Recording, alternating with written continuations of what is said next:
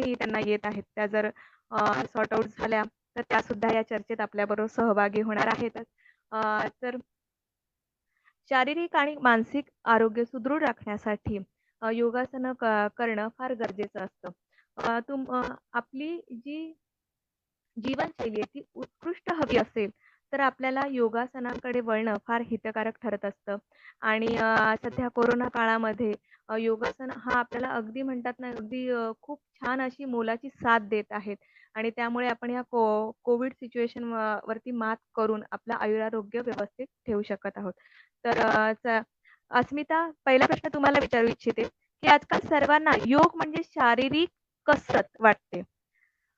खऱ्या अर्थाने योग या शब्दाचा खरा-खुरा अर्थ आपण काय घ्यावा? नमस्कार. सर्वात आधी आंतरराष्ट्रीय योग दिवसाच्या सर्वांना शुभेच्छा. आज 21 जून आजचा दिवस सर्व योगींसाठी अतिशय महत्वाचा आहे आणि श्री नरेंद्र मोदींनी आजचा दिवस जो सुरू केलेला आहे, आंतरराष्ट्रीय महोत्सव जो सुरू केलेला आहे योगाचा, त्या दृष्टिकोनातून आज योग जो आहे तो घराघरात पसरलेला आहे. पण खऱ्या अर्थाने योग जे आहे, योग म्हणजे शारीरिक कसरत. ह्या दृष्टीनेच त्याला जास्त इम्पॉर्टन्स दिलं जातं, जास्त महत्व दिलं जातं. आणि त्यामुळे योगासनं केली की माझं हे दुखणं कमी होईल, ते दुखणं कमी होईल किंवा मी वेट लॉस करीन, ह्या दृष्टिकोनातूनच योगाकडे बघितलं जातं. परंतु खऱ्या अर्थाने योग या शब्दाचा अर्थ जर जाणून घ्यायचा असेल, तर योग हा शब्द संस्कृत धातू युज मधून आलेला आहे. आणि युज म्हणजे जोडणं. कशाला कशाशी जोडणं? तर आत्म्याला परमात्म्याशी जोडणं. एवढा गूढ अर्थ आहे योगाचा. आणि महर्षी पतंजलींनी जे योगाबद्दल सांगितलंय की योगश्चित्त वृत्ती निरोधः. चित्त, मनाच्या ज्या वेगवेगळ्या वृत्ती आहेत त्यांना निरुद्ध करून मन एकाग्र आणि स्थिर करून बसणं हे योग आहे. आणि त्याच्यामुळे शारीरिक कसरतीशिवाय शारीरिक सुस्वास्थ्य तर आहेच, पण त्याचबरोबर योग तेवढंच महत्वाचं आहे मानसिक शांतीसाठी आणि आध्यात्मिक उन्नतीसाठी. आणि म्हणूनच योगामध्ये केवळ आसनं नाही आहेत. अष्टांग योगामध्ये बाकी सर्व अंगांचा विचार केला जातो. आणि म्हणूनच प्राणायाम आहे, धारणा, ध्यान, समाधी पर्यंत सर्व गोष्टींचा यामध्ये योग मध्ये प्रयोग केला जातो. सो योग हे केवळ शारीरिक स्तरावर नाही, हे लोकांनी समजून घेतलं पाहिजे. दुसरा प्रश्न राखी तुम्हाला विचारू इच्छिते, की तुम्ही पत्रकारिता म्हणजे एबीपी माझा, टीव्ही 9 या बऱ्याच ठिकाणी तुम्ही कार्यरत होतात आणि एक पत्रकार म्हणून तुम्ही कारकीर्द अगदी गाजवलेली आहे तुमची. पण पत्रकारिता या क्षेत्रात काम करत असताना योग साधना किती महत्त्वपूर्ण ठरते? खरं तर पत्रकारिता आणि योग साधना, योग प्रशिक्षण हे दोन्ही ही टोकाची क्षेत्र आहेत. म्हणजे इकडे 5 मिनिटं आम्ही शांत बसू शकत नाही, सतत धावपळ असते. आणि हे क्षेत्र असं आहे की योग साधनेसाठी इतकं म्हणजे तुझ्या प्रत्येक श्वासावर तुमचं नियंत्रण असावं लागतं. आणि हॅलो, माझा आवाज येतोय? माझा आवाज येतोय का? हो, तुमचा आवाज येतोय. मी त्यांना जरा जॉइन करून घेते. तुम्ही बोला. सलग हा. तर ही दोन टोकाची क्षेत्र आहे. आणि अशा पद्धतीने झालं काय होतं की माझी प्रेग्नेन्सी नंतर अनेक आजार सुरू झाले होते. वजन वाढलेलं होतं आणि त्या सगळ्यांमध्ये तो निरुत्साहीपणा खूप होता. मानसिक स्वास्थ्यावर खूप मोठा परिणाम झाला होता. त्यामुळे या सगळ्यात मधून जर बाहेर पडायचं असेल तर आपण योग साधना केली पाहिजे, सराव केला पाहिजे आता या सगळ्या गोष्टीचा. अशी एक असं लक्षात आलं होतं की आयुष्यभर गोळ्यांवर नाही जगायचे, आपण या सगळ्यांमधनं बाहेर पडायचंय. तेव्हा मी प्रेग्नेन्सी नंतर 6 महिन्यानंतर योग सुरुवात केली. ट्रेनर यायची घरी आणि मला ती शिकवायची. तर सुरुवातीच्या काळात म्हणजे अजिबात म्हणजे दूरपर्यंत मला योगाशी कधीच संबंध आला नव्हता दरम्यानच्या काळात. म्हणजे फिटनेस पासून मी कायम लांब राहिले. आणि मला म्हणजे जराही इंटरेस्ट नव्हता. फ्रँकली स्पीकिंग जराही म्हणजे खूप बोरिंग वाटायचं. म्हणजे त्या क्षेत्रात असल्यामुळे असं तासनतास कुणी असं शांत बसू शकतं प्राणायाम किंवा ध्यानसाठी, असं कायम वाटायचं. मग झालं असं की हळूहळू जेव्हा मी सुरुवात केली, ट्रेनर शिकवायची योगासनं, प्राणायाम, ध्यान, हळूहळू त्याची गोडी लागली. जेव्हा मला माझ्यामध्ये फरक जाणवला, शारीरिकदृष्ट्या मी टोन व्हायला लागली 5 महिन्यानंतर. 5 महिन्यानंतर मला माझ्यात फरक जाणवायला लागला आणि थोड्या दिवसांनी शारीरिकदृष्ट्या म्हणजे बॉडी माझी टोन झाली. खूप वजन वाढलेलं होतं. टोन व्हायला लागल्यानंतर मला आतून छान वाटायला लागलं. म्हणजे मला फ्रेश वाटायचं. प्राणायाम केल्यामुळे, ध्यान थोडा वेळ फार नाही, थोडा वेळ मेडिटेशन केल्यामुळे मला आतून छान वाटायचं. म्हणजे बाळ खूप लहान होतं, पण थकवा जाणवायचा नाही. म्हणजे मी दिवसभर रात्रीचं जागरण करून दिवसभर काम करत असले तरी असं छान वाटत असायचं. तेव्हा मला कळलं योग आसनांच्या खूप पलीकडे, आणि जर याच्या आत आपण जाऊन म्हणजे याच्यातल्या आणखी गोष्टी जाणून घेतल्या तर ते खूप फायदेशीर ठरेल.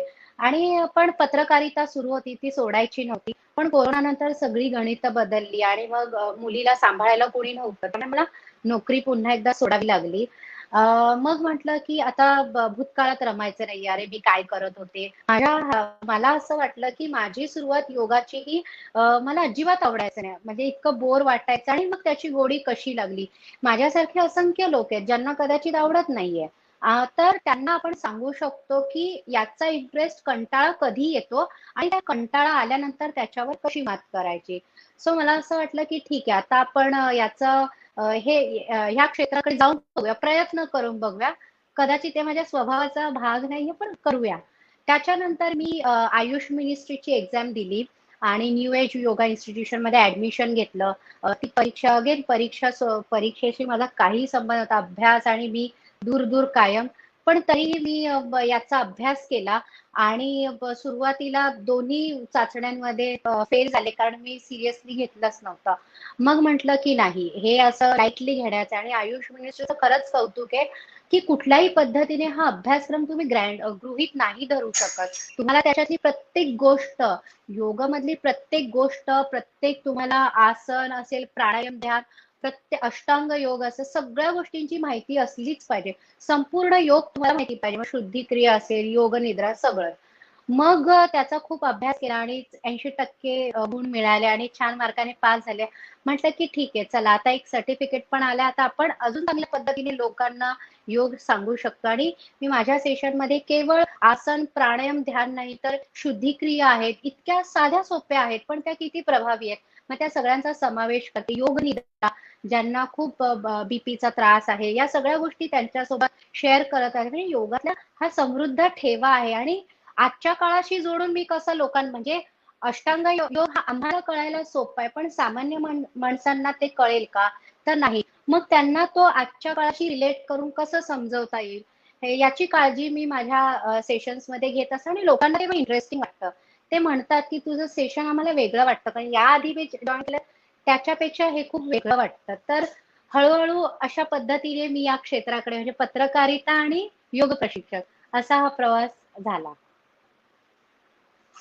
नाही, खूपच रंजक असा प्रवास आहे तुझा आणि खरंच ऐकायला खूप मजा वाटली, की आणि एक गोष्ट महत्त्वपूर्ण आहे, की कोणतीही गोष्ट आपण म्हणजे हे केवळ निव्वळ अंक असतात. त्याला वयाचं काही एक बंधन नाहीये. आपण जर मनात आणलं तर ज्या क्षेत्रात आपल्याला पारंगत व्हायचंय किंवा शिक्षण घ्यायचं आहे, तर आपण निश्चित घेऊ शकतो. ते कधीही साध्य होऊ शकतं. आता जे दर्शक इथे लाभलेले आहेत त्यांचं व्हॉईस ऑफ मुंबईच्या या चर्चेत खूप खूप मनःपूर्वक स्वागत. तुमच्या मनात जर योगा, फिटनेस याविषयी काही प्रश्न असतील तर तुम्ही कमेंट बॉक्समध्ये नक्की विचारा. त्या प्रश्नांची उत्तर आपण आपल्याकडे 2-2 अगदी योग गुरु बसलेले आहेत. तर त्यांच्याकडनं आपण निश्चित स्वरूपात ते प्रश्नांची उत्तरं जाणून घेऊयात. आता अस्मिता तुम्हाला पुढचा प्रश्न विचारू इच्छिते, की अस्मितांनी एक शब्द वारंवार वापरला, की अष्टांग योगा. तर अष्टांग योग म्हणजे नेमकं काय? काय आहे की योग क्षेत्रामध्ये योगा क्लासेस जेव्हा स्टुडंट्स कोणी जॉईन करतात तेव्हा ते खूप कन्फ्यूज असतात. कारण आजकाल बाहेर एवढी नावं आलेली आहेत. अष्टांग योग, पॉवर योग, विन्यास flow yoga, aqua yoga, dancing yoga, dynamic yoga, variety. And actually कसं आहे माहितीये का की ताट वाढलेलं आहे, जेवण तेच आहे, ते तुम्ही असं खा किंवा असं खा. Okay, it is same. मसाला तोच आहे. लोकांना फक्त ते थोडंसं कन्फ्यूज झालेलं आहे. त्याच्यामुळे हा प्रश्न अतिशय मार्मिक आहे. दिस इज व्हेरी इम्पॉर्टंट की अष्टांग योग म्हणजे काय? तर योगशास्त्र जे आहे ते खूप पुरातन आहे. असं म्हटलं जातं की हिरण्य गर्भ हा योगस्य प्रोक्ता, म्हणजे ईश्वरापासूनच योगाची सुरुवात झालेली आहे आणि त्याच्यानंतर शिव हा आदी योगी. पण हळू जेव्हा वेदांपासून आम्ही योग घेतलेला आहे आणि योग शास्त्र जे आहे ते महर्षी पतंजलींनी बनवलं. तर त्यांनी काय केलं की संपूर्ण योग जे होतं त्याच्या आधी ते आध्यात्मिक लेवलवर जास्त होतं. सामान्य लोकांना कसं समजेल, तर त्यांनी त्याच्यासाठी हा संपूर्ण योग जे आहे ते 8 अंगांमध्ये विभाजित केलं आणि ह्यालाच त्यांनी नाव दिलं अष्टांग योग. ह्यालाच आपण म्हणतो पतंजल योग. सो पतंजल योग म्हणा, पतंजली हे कुठली ब्रँडचं नाही नाव. पतंजल योग कारण महर्षी पतंजलींनी योगशास्त्राची निर्मिती केली आणि अष्टांग योग कारण त्यांनीच हे जे योगशास्त्र आहे ह्याचे 8 अंग बनवले. आता हे 8 अंग कोणते मी अगदी संक्षिप्तपणे थोडक्यात तुम्हाला सांगते, कारण हा विषय खूप मोठा आहे. ह्याच्यावर बोलायला गेले तर भरपूर आहे. पण अगदी थोडक्या आपल्या वेळेच्या वेळेनुसार मी आता कमीत कमी वेळेप्रमाणे तुम्हाला सांगते की अष्ट अंग यम, नियम, आसन, प्राणायाम, प्रत्याहार, धारणा, ध्यान आणि समाधी. लोकांना योग म्हटलं की आसन माहितीये, प्राणायाम आणि थोडंफार मेडिटेशन, ध्यान. याशिवाय व्यतिरिक्त योग काय असतं, तर महर्षी पतंजलींनी ही जी घडी बसवली आहे ह्याच्यामध्ये त्यांनी सांगितले की योग तुमची जीवनशैली आहे. सकाळी उठल्यापासून रात्री झोपेपर्यंत तुमच्या संपूर्ण दिनचर्येमध्ये बऱ्याचशा गोष्टी, ज्या काही गोष्टी येतात त्या सर्व काही योग आहे. योग म्हणजे केवळ फिजिकल फिटनेस नव्हे. शरीरम आद्यम खलु धर्म साधनम, शरीर माध्यम आहे आणि त्याला सुदृढ राखणं गरजेचं आहे. पण त्याचबरोबर तुमचं मन कसं निर्मल होणार, तुमचं अंतःकरण कसं निर्मल होणार आणि त्यासाठी काय केलं पाहिजे, तर यमनियमाचं पालन केलं पाहिजे. आणि मग हे यमनियम म्हणजे काय आहे, तर यमामध्ये अहिंसा, सत्य, अस्तेय, ब्रह्मचर्य, अपरिग्रह अशा काही गोष्टी सांगितलेल्या आहेत ज्याला आपण म्हणू की मॉरल कंडक्ट्स, कन्स्ट्रेंट्स.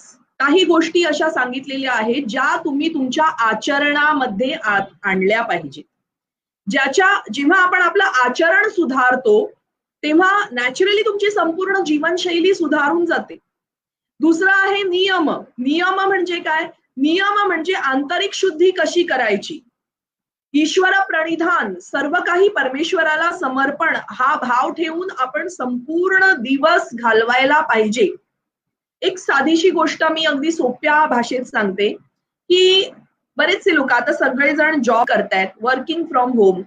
पण असे कितीतरी लोक आहेत, 80% लोक आपलं काम आहे त्याला अगदी कोसून मला कंटाळा आला ह्या कामाचा, किंवा मला ह्या कामाचं खूप टेन्शन आहे, मला एवढा जॉब स्ट्रेस आहे, मला कधी एकदा माझा जॉब सोडतो असं झालंय, असं बोलून रेटून ते काम चालू असतं.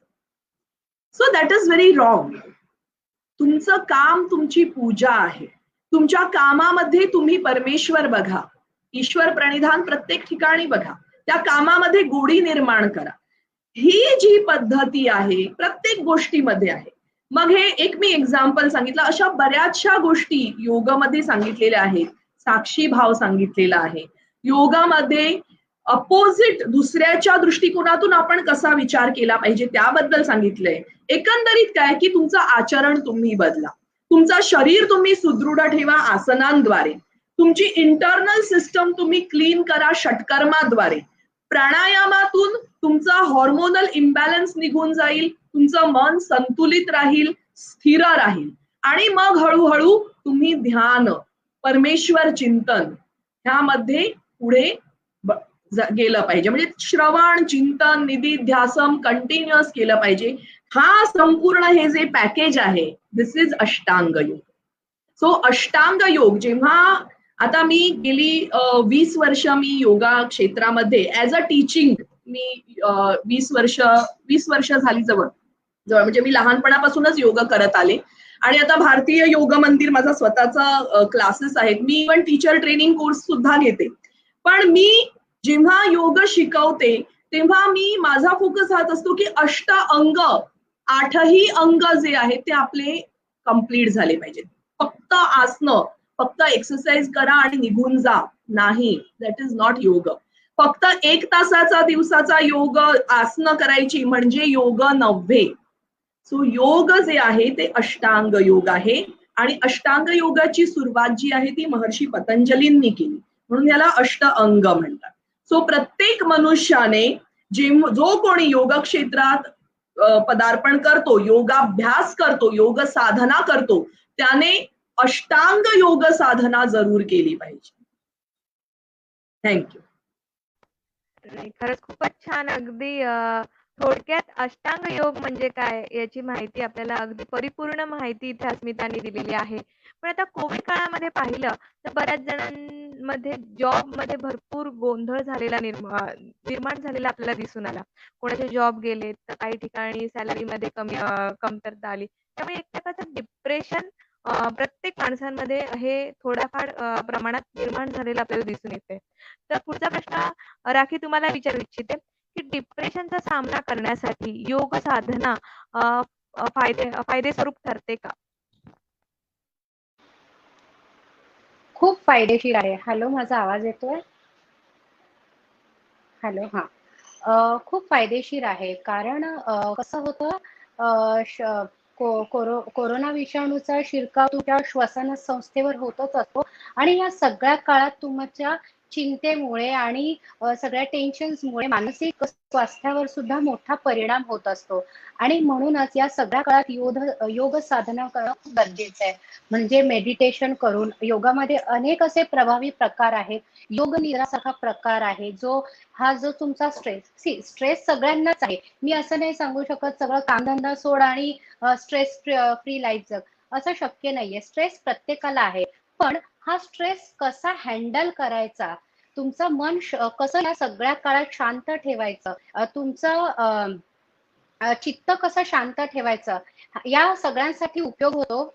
योग केल्यामुळे या सगळ्यांसाठी त्या फायदेशीर ठरतं आणि म्हणूनच सध्याच्या काळात कोरोनाच्या काळात हे सगळं करणं खूप गरजेचं आहे. कारण तुमचं मानसिक स्वास्थ्य टिकून राहिलं तर तुम्ही चांगल्या पद्धतीने गोष्टींसोबत डील करू शकता, तो स्ट्रेस हँडल करू शकता आणि जर ते बिघडलं तर त्याचा परिणाम तुमच्या शरीरावर होत असतो. त्यामुळे ते एकमेकांना कनेक्टेड आहे आणि म्हणूनच योग साधना करणं खूप गरजेचं आहे. नाही, एकदम बरोबर आहे, की परिस्थिती आपण पूर्णपणे बदलू शकत नाही. पण त्या परिस्थितीमध्ये आपण कसं वागायचं हे पूर्णपणे आपल्यावर अवलंबून असतं. त्यामुळे ती परिस्थिती छान हाताळली ही आपल्याकडनं गेली पाहिजे. त्यासाठी योग साधना ही खूप महत्त्वपूर्ण ठरते. आपण ती जर केली तर आपण म्हणजे म्हणतात ना, की मन शांत आपलं अगदी व्यवस्थित आपण करू शकतो. तर पुढचा प्रश्न अस्मिता तुम्हाला विचारू इच्छिते, की कोरोना संक्रमणाच्या काळामध्ये म्हणजे रोगप्रतिकार शक्ती फार म्हणजे क्षीण होत गेली. मग ह्या कोरोना संक्रमणाच्या काळामध्ये प्राणायाम किंवा कोणती आसनं उपयुक्त ठरतात? हो, हा अगदी असा विषय चाललेला आहे की कोरोनाचं संक्रमण आणि आता तर सेकंड फेज, थर्ड फेज आणि आपण सगळेच हे अनुभव करतोय. माझे कितीतरी असे स्टुडंट्स आहेत जे संक्रमित झाले आणि मला मग लगेच फोन करून मॅडम अशा वेळी आम्ही काय करायचं. सो आम्हाला आपल्या सर्वांनाच एक गोष्ट माहितीये की कोरोनासाठी what is the fighting power, सर्वात महत्वाचं म्हणजे प्रतिकार शक्ती, इम्युनिटी. आता प्रतिकार शक्ती किंवा इम्युनिटी जर बिल्टअप करायची असेल तर त्याच्यासाठी योगामध्ये असले कुठले प्रकार आहेत, कुठली आसनं आहेत, अगदी थोडक्यात सांगते कारण हा परत विषय मोठा आहे. आसनांबद्दल मी एवढंच सांगेन की सर्व आसनं अतिशय महत्वाची आहेत. अगदी स्नायू संचालन, सूर्यनमस्कार, पाठीच्या कण्यासाठी त्याच्या फ्लेक्झिबिलिटीसाठी जेवढी काही आसनं आहेत ती सर्व काही, पोटाची आसनं, रक्ताभिसरण आसनं, सर्व आसनं अतिशय महत्वाची आहेत. परंतु जर तुम्हाला तुमची इम्युनिटी वाढवायची असेल, प्रतिकार शक्ती वाढवायची असेल, तर दोन आपल्या सिस्टम्स ज्या आहेत त्या अतिशय महत्वाच्या आहेत. आणि त्या म्हणजे रक्ताभिसरण, आपली सर्क्युलेटरी सिस्टम, आणि दुसरी एंडोक्राईन सिस्टम. आता ह्यासाठी आपण कुठली आसनं जास्त फोकस केली पाहिजे, तर स्टमक आसनं, पोटाची जी आसनं आहेत, मग त्याच्यामध्ये येतं अर्ध हलासन, वक्षासन, नौकासन, पवनमुक्तासन. ही 4 आसनं माझ्या मते ही अतिशय महत्वाची आहेत. ऍट द सेम टाइम रक्ताभिसरण आसनं जी आहेत त्याच्यामध्ये सर्वांगासन प्रत्येकाने केलंच पाहिजे. पूर्ण हलासन आणि सर्वांगासन, आणि त्यानंतर मत्स्यासन. ह्या सगळ्या आसनांच्या कॉम्बिनेशनमुळे काय होतं, तुमची पचन संस्था जी आहे ती अतिशय छान इम्प्रूव्ह होते. पचन संस्था इम्प्रूव्ह झाली, तुमचं डायजेशन इम्प्रूव्ह झालं, तुमचं सर्क्युलेशन इम्प्रूव्ह झालं की संपूर्ण तुमच्या सिस्टम्स ज्या आहेत त्या एक दुसऱ्यांना कनेक्टेड आहेत, त्याच्यामुळे त्या इम्प्रूव्ह होत जातात. बरं, हा झाला आसनांचा विषय. कोरोनासाठी सगळ्यात महत्वाचं प्राणायाम सगळे महत्वाचे आहेत, परंतु त्यामध्ये कपालभाती जे तुम्हाला तुमचे लंग्स, तुमचे जे फुफ्फुस आहेत ती क्लीन करण्यासाठी मदत करते. तुमची श्वसन संस्था क्लिअर कशी करायची असेल, कपालभाती रोज सकाळी आणि संध्याकाळी दोन्ही वेळा करा. त्याचप्रमाणे भस्त्रिका प्राणायाम डेली केला पाहिजे. आणि सर्वात महत्वाचे 2 प्राणायाम आहेत जे आताचे जेवढे योगा इन्स्टिट्यूट्स आहेत त्यांचे सगळे हेड्स, अगदी हंसाजी योगा इन्स्टिट्यूट मधले आहेत किंवा रामदेव महाराज आहेत, सर्वांचे तुम्ही व्हिडिओज बघा. सर्वांनी रेकमेंड केलेला आहे भ्रामरी प्राणायाम.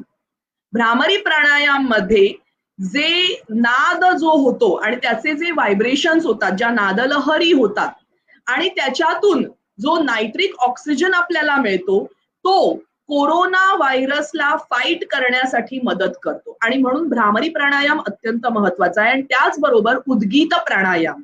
उद्गीत म्हणजे ओंकार. ओंकारामध्ये ओ कमी आणि मकार जास्त वेळ बोला, आणि त्या मकाराचा जो नाद आहे तो अनुभव करा. दिस इज साऊंड थेरपी. ह्या केवळ नादामुळे आपल्या शरीरामध्ये असे काही बदल होतात, असे काही घडाव होतात की जे आपली प्रतिकार शक्ती वाढवतात. त्याच्यामुळे कपालभाती, भस्त्रिका, भ्रामरी आणि उद्गीत प्राणायाम हे 4 प्राणायाम आसनांमध्ये पोटाची आसनं आणि रक्ताभिसरण आसनं ही अत्यंत महत्वाची आहेत. ही म्हणजे आता सध्याच्या काळामध्ये तर प्रत्येकाने रोज केलीच पाहिजे. दिस इज व्हेरी इम्पॉर्टंट. आता जे दर्शक इथे या चर्चेमध्ये सहभागी झालेले त्यांचं मनपूर्वक स्वागत. तुमच्या मनात सुद्धा योगासन किंवा फिटनेस राहण्यासाठी वेगवेगळ्या कुठल्या गोष्टी आवश्यक आहेत याविषयी जर काही प्रश्न असतील तर तुम्ही कमेंट बॉक्समध्ये विचारू शकता. पुढचा प्रश्न विचारू इच्छिते की शारीरिक आणि मानसिक दृष्ट्या सुदृढ राहण्यासाठी रोजच्या जीवन पद्धतीमध्ये कोणत्या प्रकारचा बदल करणे आवश्यक आहे, किंवा योगासन हे शारीरिक आणि मानसिक दृष्टीने आपल्याला सक्षम बनवण्यासाठी कितपत उपयुक्त ठरतं? प्रांजल, मी या ठिकाणी जरूर हे सांगू इच्छिते, कारण मला माझे कितीतरी योगा स्टुडंट्स आता सांगतात, मगाचा तुमचा जो प्रश्न होता त्यांना की जॉब गेलेला आहे त्याच्यामुळे सुद्धा डिप्रेशन आलेलं आहे किंवा एन्झायटी आलेली आहे. लॉकडाऊन मध्ये लोक घरी बसलेले आहेत, त्यांना बाहेर जाता येत नाही, आणि त्यामुळे सुद्धा त्यांचा मानसिक स्तरावर अशी काही चलबिचल होते आहे, उद्विग्नता होते आहे, किंवा त्यामुळे मनोविकार वाढत आहेत. आणि मन आणि शरीर हे एक दुसऱ्याशी संबंधित आहेत, त्याच्यामुळे शारीरिक स्तरावर सुद्धा बरेचसे बदलाव लोकांमध्ये आपल्याला दिसून आलेले आहेत. योगासनं, अष्टांग योग जे मी सांगितलं ते परिपूर्ण आहे. त्यामुळे माझा लोकांना एकच ऍडवाइस आहे की फक्त आसनं किंवा फक्त प्राणायाम किंवा फक्त ध्यान असं नाहीये. हे संपूर्ण तुम्ही रोजच्या जीवनामध्ये केलंच पाहिजे. जर 1 तासाचा मी जेव्हा योगा सेशन घेते त्याच्यामध्ये 15 मिनिटाचा तुमचा प्राणायाम असतो, 15 मिनिटाचं स्नायू संचालन असतं, 15 मिनिटाची संपूर्ण आसनं असतात अष्टांग योग पद्धतीने. एक एक आसन स्लोली, शांतीने, स्थिरतेने केलं पाहिजे. आणि त्याचप्रमाणे आहार, विहार आणि निद्रा. निद्रा म्हणजे या ठिकाणी आपण आपल्या शरीराला आराम देणं सुद्धा तेवढंच गरजेचं आहे. आता तुम्ही म्हणालात की रोजच्या जीवन पद्धतीमध्ये सध्याच्या काळात तुम्ही काय बदलाव आणू शकता. तर 2-3 टिप्स देते मी की सकाळी उठल्याबरोबर घरातले सगळे खिडक्या दरवाजे ओपन ठेवा, व्हेंटिलेशन भरपूर येऊ द्या. ह्यामुळे तुमच्या घरात भरपूर पॉझिटिव्हिटी येणार. दुसरी गोष्ट, सकाळी उठल्यानंतर घरात मंत्र चॅन्टिंग लावा. मग जर तुम्ही बोलू शकत असाल स्वतः तर स्वतः मंत्र जाप करा किंवा मंत्र चॅन्टिंग करा. ह्या चॅन्टिंग्स मध्ये एवढी पॉवर असते की आजूबाजूचं संपूर्ण वातावरण बदलून जातं आणि केवळ वातावरण नाही, ते वातावरण आपलं मन बदलत असतं. त्याच्यामुळे मनाची जी सकारात्मकता असते ना, ती ह्या गोष्टींवर बरीचशी अवलंबून असते. ही माझी दुसरी टिप झाली. तिसरी टिप अतिशय महत्वाची आहे, जमली तर सर्वांनी जरूर करावी. रोज सकाळी किंवा संध्याकाळी कधीही शंखनाद करा. आपल्या घरामध्ये एखादा शंख, आता माझ्याकडे मी दाखवते हा मुद्दाम. शंख जो आहे, शंख जेव्हा आपण जोराने वाजवतो, आपल्या फुफ्फुसांमध्ये भरपूर मात्रेमध्ये आपण ऑक्सिजन भरून घेतो आणि त्याचबरोबर त्याचा जो नाद आहे तो घरातली सगळी किलमिष दूर करतो, सगळे अनिष्ट दूर करतो आणि आपल्या शरीरामध्ये पॉझिटिव्हिटी येते. आणि ह्या सगळ्या गोष्टींबरोबरच आपण ईश्वर प्रणिधान, आपलं आचरण नेहमी पॉझिटिव्ह राहायचं. प्रत्येक गोष्टीमध्ये पॉझिटिव्हिटी आणण्याचा प्रयत्न करा. तुमच्या ज्या काही हॉबीज आहेत त्याच्यामध्ये स्वतःला इन्व्हॉल्व करा. मेंटली ऑक्युपाईड राहा आणि योगासनांचा अभ्यास रेग्युलरली करा, नैरंतर्य. That is very important. बोला प्रांजल. नाही, खूपच छान. तुम्ही शंख वाजवता स्मिता स्वतः? हो, मी शंख वाजवण्याचा प्रयत्न करते हा, आणि मी चालेल ना, लोकांना मी सुद्धा तुम्हाला सांगते. आणि प्रांजल, मी हे निश्चितपणे सांगू शकेन, माझे 2 स्टुडंट होते ज्यांना एन्झायटी होती, एकाला डिप्रेशन होतं. दोघांना मी हे सजेस्ट केलं की तुम्ही शंख घरी वाजवा, व्हेंटिलेशन ठेवा, मंत्र चॅन्टिंग करा आणि ह्यामुळे तुमच्यामध्ये काय बदलाव होतो मला सांगा. आणि अगदी 10 दिवसामध्ये त्यांनी मला फोन करून सांगितलंय, madam I am very positive. असा माणूस ज्याने जॉब सोडलेला, त्याने स्वतःचं करिअर चेंज केलं, जॉब प्रोफाईल चेंज केलं आणि टोटली दुसऱ्या जॉबमध्ये घुसणं एवढं सोपं नसतं आणि एवढी ती पॉझिटिव्हिटी आलेली आहे. So that is the life example माझ्याकडे आहे. माझे स्टुडंट्स हे करतात. नाही, खरंच तुम्हाला जर वाटत असेल आपण शेवटी ही गोष्ट नक्की करूया. आता जे दर्शक लाभलेले आहेत त्यांनी शेवटपर्यंत हा कार्यक्रम नक्की पहा. तुमच्या मनात जर काही प्रश्न असतील ते विचारा आणि स्मिता आपल्याला शंखनाद करून दाखवणार आहेत. खरंच खूप आणि खूप छान वाटतं की नाही म्हणजे मला शंखनाद करता येत नाही, पण असं समुद्रावरती जाऊन ते शंख गोळा करणं वगैरे ह्याच्यामध्ये मला फार इंटरेस्ट आहे. नाही, शंखनाद आला नाही ना तरी हळूहळू आपण प्रॅक्टिस करायची. मला पण येत नाही प्रांजल. सो प्रेक्षकांना अगदी असं उत्सुक नका ठेवू की ही अगदी शंखनाद करून दाखवणार आहे. पण अजून कधीतरी मी नक्की करून दाखवीन. पण प्रयत्न जरूर करते. प्रॅक्टिस, अभ्यास आहे हा पण शंखनाद. आणि डेफिनेटली हळूहळू करून करून सवयीने तो येतो. हो, नाही पटकन जमत नाही. ह्या गोष्टी खरंच खूप आणि आणि त्याच्यासाठी खूप आपल्याला म्हणतात की खूप छान ऑक्सिजन आतमध्ये घ्यावा लागते. म्हणजे ब्रीथिंग खूप छान व्यवस्थित घेऊन आणि मग त्याच्यानंतर तो स्ट्रॉंगली असं हे करणं येस, म्हणजे स्किल आहे. आपल्या श्वसन संस्थेसाठी खूप चांगला व्यायाम आहे शंखनाद. हो, हो. पुढचा प्रश्न विचारू इच्छिते की म्हणजे वजन ही म्हणजे काय म्हणतात की ज्यांचं वजन खूप लठ्ठपणा किंवा वजन वाढलेलं असतं, तर त्यांना फार मनापासून वाटत असतं की मला हे वजन कमी करायचं आहे किंवा हा लठ्ठपणा थोडाफार कमी करायचा आहे. तर त्यासाठी ना वेगवेगळ्या टिप्स ते फॉलो करत असतात. तर योगासनं कोणती अशी आहेत का की ती योगासनं केल्यावरती लठ्ठपणा किंवा वजन नियंत्रित होण्यासाठी मदत मिळते? डेफिनेटली योगासनं तर आहेतच आणि योगासनामुळे फरक सुद्धा पडतो.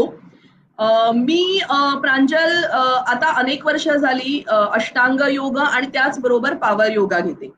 सो लोकांना थोडंसं नाव वेगळं असल्यामुळे पॉवर योगा काय आहे, म्हणजे त्याच्यामध्ये काय पॉवर लागते का काय?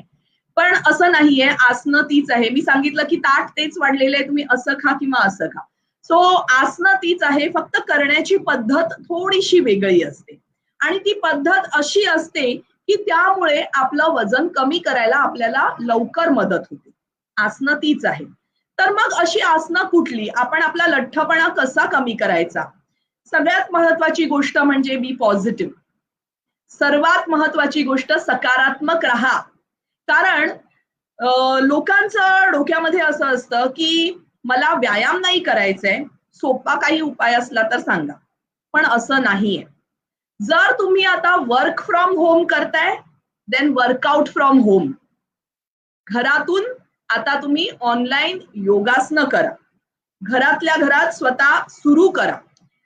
आता काय असतं की लोकांच्या डोक्यामध्ये एक असतं की वजन कमी करायचंय तर मला डाएट करायचंय. राईट? डाएट आहे, महत्वाचं आहे. पण ह्याचा अर्थ असा नाही की तुम्ही टोटली फिजिकल फिटनेसला दुर्लक्ष करणार. शारीरिक कसरत ही आवश्यक आहेच आहे माझ्या मते आणि त्याच्याशिवाय सुटका नाही. आणि शारीरिक कसरत ही केवळ लठ्ठपणा कमी करण्यासाठी नाही, तर सुस्वस्थ सुदृढ होण्यासाठी सुद्धा आवश्यक आहे. आरोग्यम धनसंपदा. मग अशी कुठली आसनं आहेत जे तुमचं वजन कमी करायला मदत करणार? तर सर्वात पहिलं अर्ध हलासन. अर्ध हलासन म्हणजे पाठीवर झोपायचं आणि दोन्ही पाय जे आहेत ते 60 डिग्रीज मध्ये उचलायचे. पोटावर प्रचंड ताण येतो. डोळे बंद करून हे आसन मेंटेन करा. दुसरं आसन आहे वक्षासन. पाय जमिनीवरच ठेवायचे आणि फक्त आपण आपलं डोकं आणि चेस्ट उचलायची आणि हात समोर ठेवायचे. तिसरं आसन आहे नौकासन. त्याच्यामध्ये पाय सुद्धा उचलायचे, डोकं सुद्धा उचलायचं आणि हात सुद्धा उचलायचे. नौका पोज. आणि चौथं आसन जे आहे ज्याला आपण क्रंचेस म्हणतो, पवनमुक्तासन.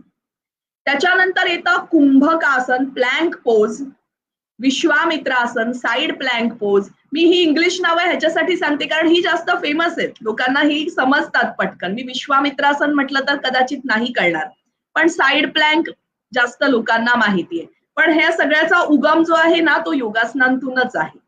मग तुम्ही ते प्लँक म्हणा किंवा काही म्हणा. संतुलनासन सुद्धा प्लँकच होतं. सो ह्या सगळ्या ज्या गोष्टी आहेत, ही सगळी जी आसनं आहेत, एक आसन करायचं, ते आसन बराच वेळ मेंटेन करायचं नॉर्मल ब्रीदिंग मध्ये. त्या आसनांतून लगेच दुसऱ्या आसनामध्ये जायचं, ते आसन मेंटेन करायचं, परत लगेच तिसऱ्या आसनामध्ये जायचं. अशा प्रकारे फ्लो मध्ये जेव्हा आपण आसनं करत जातो तेव्हा त्याला विन्यास फ्लो योगा म्हणतात. आणि एक आसन स्लोली जेव्हा सातत्याने 10-20 वेळा केलं जातं, पण फास्ट नव्हे, कारण ती योगासनं आहेत. स्लोली जेव्हा आसनं केली जातात 10 वेळा 20 वेळा आपल्या कॅपॅसिटी अनुसार, तेव्हा त्याला संचलित आसनं म्हटली जातात. ही सगळी संचलित आसनं आणि हे सगळे फ्लो योग म्हणजे एकानंतर एक करण्याची सिक्वेन्स मध्ये जी आसनं, हे जेव्हा आपण करतो, माझा अनुभव आहे आणि माझ्या स्टुडंट्सचा हा एक्सपिरियन्स आहे, त्यांनी शेअर केलाय माझ्या बरोबर, अगदी 10 ते 12 दिवसात प्रांजल आपलं इंचेस मध्ये कमी होतं. इंचेस मध्ये म्हणजे अगदी मेजरमेंट घेऊन तुम्ही मोजून बघा, अगदी तुमचं पोट कमी होतं, तुमचे आर्म्स कमी होतात, तुमचे थाईज कमी होतात. आणि एका महिन्यानंतर वजन घटायला सुरुवात होते. 1 महिन्यापर्यंत वजन नाही घटत सुरुवातीला. तुम्हाला थोडंसं पेशन्स ठेवलं पाहिजे आणि त्याच्यानंतर वजन हळूहळू कमी झालं पाहिजे, एकदम नाही. त्याबरोबरच तुम्ही आहाराकडे ऑफकोर्स लक्ष दिलंच पाहिजे. आहार, विहार आणि निद्रा, रिलॅक्सेशन इज इक्वली इम्पॉर्टंट. ते जर दुर्लक्ष केलं तरी वजन कमी नाही होत. त्याच्यामुळे ह्या सगळ्या गोष्टी तुम्ही लक्ष ठेवल्या पाहिजे. तर तुमचं निश्चितपणे वजन कमी होतं. माझे स्टुडंट्स मला आजच त्यांनी एक्सपिरियन्स शेअर केला. कुणाचं 10 किलो कमी झालंय, कुणाचं 9 किलो कमी झालंय. एक आज योगा डेच्या दिवशी आम्हाला हा एक्सपिरियन्स सगळ्यांचे ऐकायला मिळतात आणि त्याच्यातून एवढा आनंद आणि एवढं समाधान वाटतं की आणि खरोखरच योगासनं परिपूर्ण आहेत. योगासनांमुळे तुमचं फिटनेस, तुमचा सर्वांगीण विकास होतो आणि तुमचं आरोग्य जे आहे ते अतिशय उत्तम राहतं.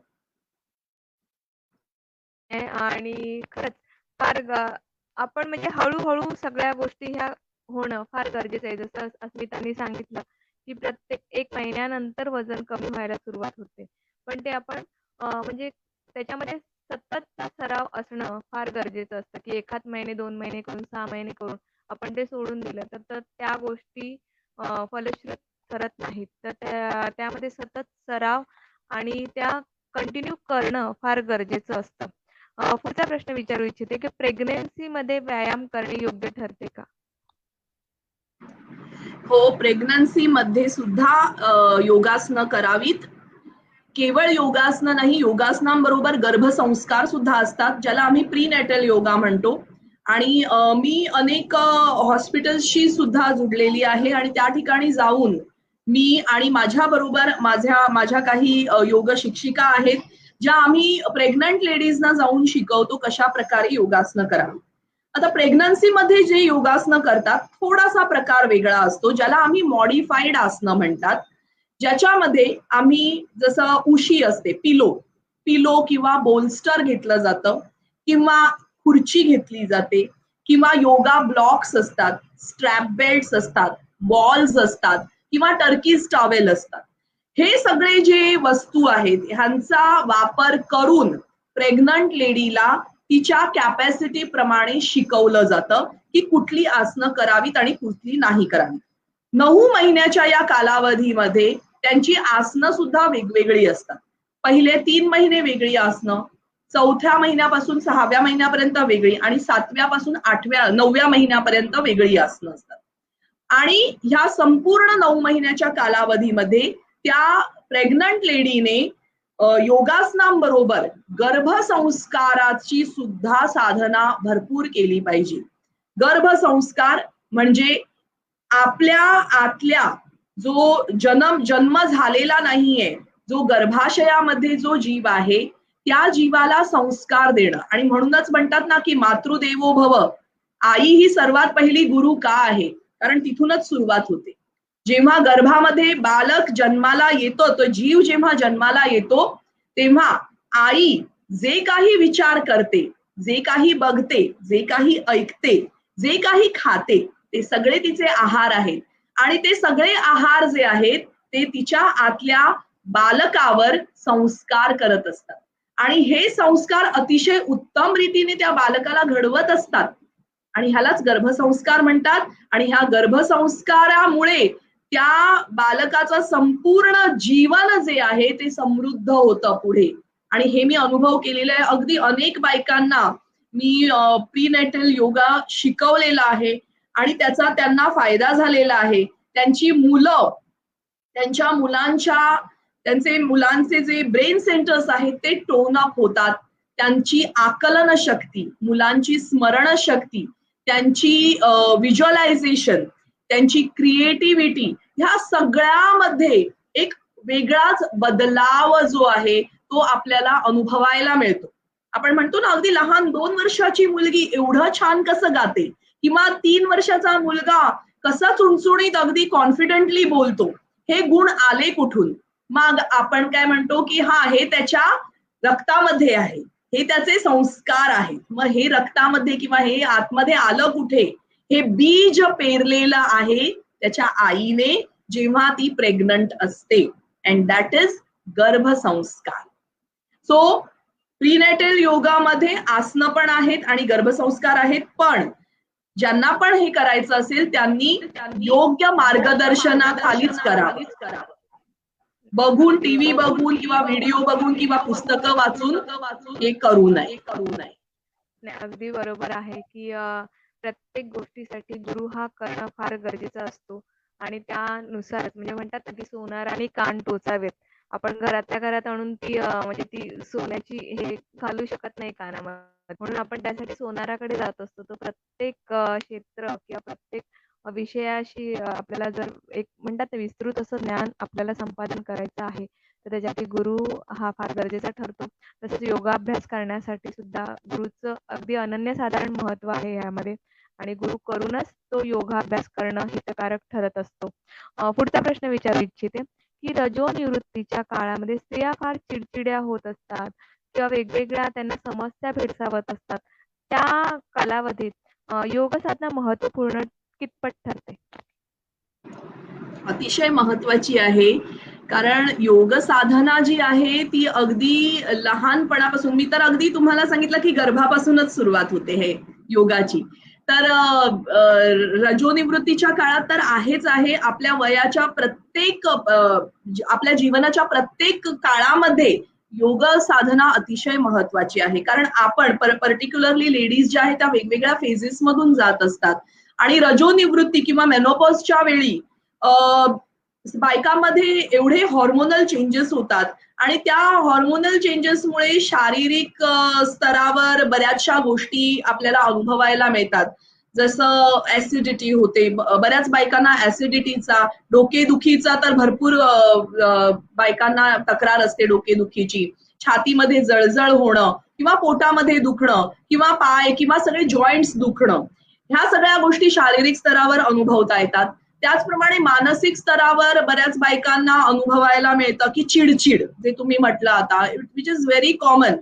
आणि चिडचिड तर असतेच. कधी कधी एवढं डिप्रेशन येतं की काहीही कारण नसताना रडावंसं वाटतं बायकांना. आणि अगदी म्हणजे ह्या सगळ्या गोष्टीतून बायका जात असतात. आणि घरातल्या सर्व व्यक्तींना त्या अगदी आजकालच्या तर बायका सांगतात माझा मेनोपॉज आहे आणि मला सांभाळून घ्या.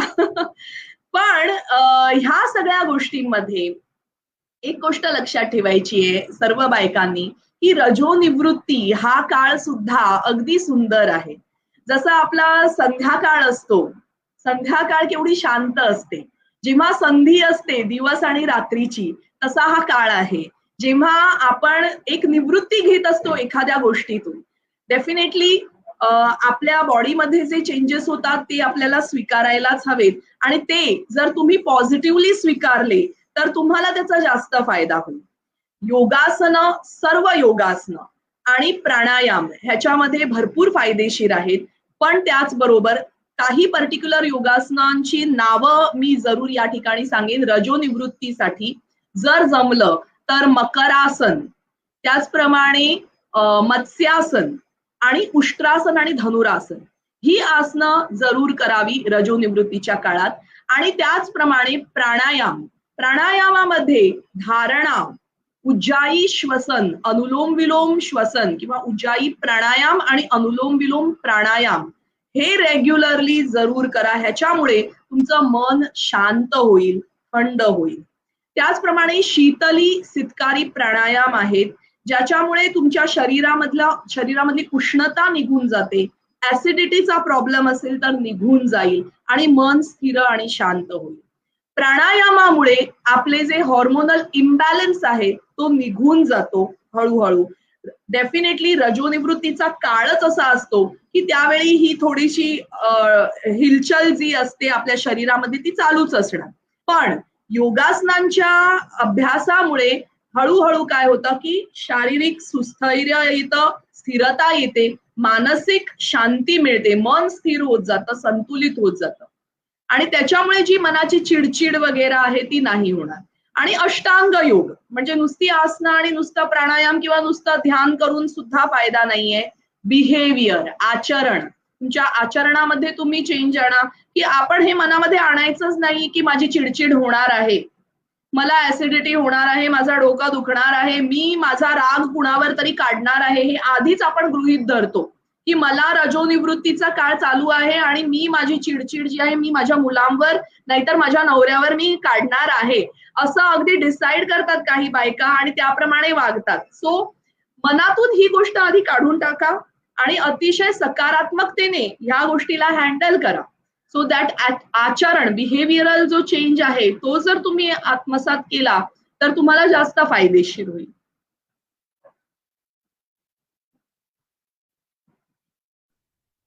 नाही म्हणजे रजोनिवृत्तीचा काळ हा आपण एक म्हणतात ना, की एक आपल्या आयुष्यातला एक वेगळा काळ म्हणून किंवा वेगळी वेळ म्हणून जर आपण तिच्याकडे पाहिलं, तर निश्चित ती चिडचिड होणार नाही. खरंच अस्मिता तुम्ही आज खूप सुंदर असं मार्गदर्शन केलं. अष्टांग योगाबद्दल जी माहिती सांगितली, तर अगदी महत्त्वपूर्ण आणि थोडक्यात आणि सविस्तर अशी माहिती तुम्ही इथे सांगितलीत. जाता-जाता शेवटचा प्रश्न विचारू इच्छिते, की तुम्ही आजच्या तरुण पिढीला किंवा आत्ता जे दर्शक पाहतायत त्यांना काय आवाहन करू इच्छिता आजच्या आंतरराष्ट्रीय योग दिनी? आंतरराष्ट्रीय योग दिवसाच्या दिवशी योगाशिवाय दुसरा काही ऍडवाइस देणार? सो योग से ही होगा, योगा से ही होगा जे आपण म्हणतो ते खरं आहे, की अगदी आता मी बघितलं की घराघरामध्ये योग पसरलेला आहे. जेव्हा मी ऑनलाईन सेशन्स घेते, माझ्या एक बॅचमध्ये कधी-कधी अगदी 60-70 स्टुडंट्स असतात आणि मला खूप मजा वाटते बघून, की आई जेव्हा बसते तेव्हा तिची 2 वर्षाची किंवा 2.5 वर्षाची मुलगी येऊन बाजूला बसते आणि योगा करायला लागते. आणि असे माझ्यासोबत आता जोडलेले आहेत, की घरातली एक स्त्री करतेय, तिचा नवरा तिच्याबरोबर करायला बसतोय. हळू-हळू तिचे सासू-सासरे जोडले गेले. तिची मुलं योगा करायला लागलीत. एवढाच नव्हे तर तिचे रिलेटिव्हज, दूर-दूरचे रिलेटिव्हज आता जॉइन झालेले आहेत. सो योगा हा सर्वत्र पसरलेला आहे. कारण योगाचं महत्त्व हे सगळ्यांनी जाणलेलं आहे. आणि त्यामुळे सर्वांनी हा योगाभ्यास जो आहे तो रोज करावा विथ फुल डेडिकेशन, अगदी मनापासून करा. ही योग साधना जी आहे, हे योग शास्त्र जे आहे, हे अतिशय पवित्र आणि अतिशय आपल्या भारतीय संस्कृतीचं एक प्राचीन आपल्याला देणं आहे. सो बाकी आजूबाजूला बघू नका, बाकीच्या देशांकडे सुद्धा बघू नका. आपल्या देशामध्ये एवढं समृद्ध हे भारतीय योगशास्त्र आपल्याला लाभलेलं आहे. आयुर्वेद आपला आहे. तो ह्याला स्वीकारा आणि बघा तुमचं जीवन कसं बदलतंय. सो सर्वांना शेवटी मी एकच सांगेन, की सर्वेपि सुखिनः सन्तु, सर्वे सन्तु निरामया, सर्वे भद्राणि पश्यन्तु, मा कश्चित् दुःखमाप्नुयात्. धन्यवाद.